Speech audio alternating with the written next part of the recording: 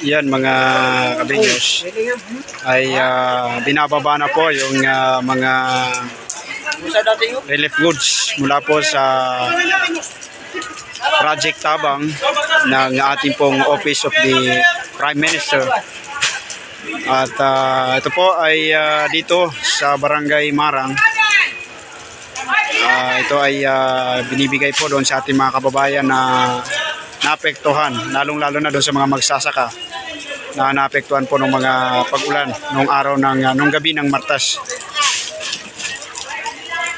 Sa dito kabilang dako, ito yung mga residente natin na naghihintay para may distribute na sa kanila yung ayuda. Sa kasalukuyan po ay patuloy pong bumubuhos yung manakanakang pag-ulan, pero kahit ganun ay patuloy po yung pagbibigay serbisyo ng ating pong BARM government para makapagbigay ng tulong, ayuda doon sa mga kababayan nating sinalanta ng kalamidad, no? Ito ay ilan sa ating mga kababayan dito po sa probinsya po ng Maguindanao del Norte ang tinamaan ng sakuna.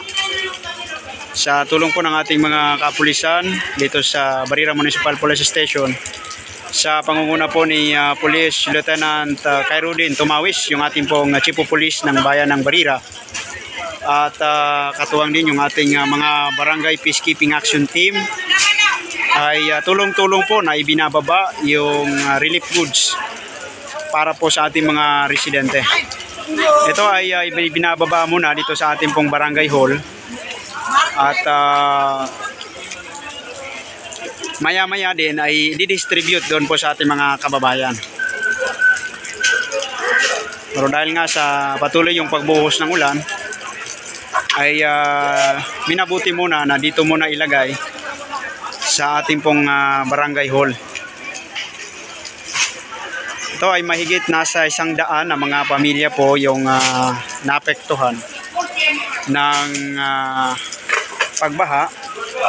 At sa inisitiba po ng ating Office of the Prime Minister, sa katauhan po ni Sir Ahud Al-Haj Murad Ibrahim at ng Project Tabang, ay ito po inihahandog nila para sa ating mga kababayan. So nagpapasalamat po yung ating mga kababayan sa tulong po na ibinabahagi po sila. Damang-dama nila yung pagmamahal po ng ating Prime Minister sa ating mga kababayang Bangsamoro.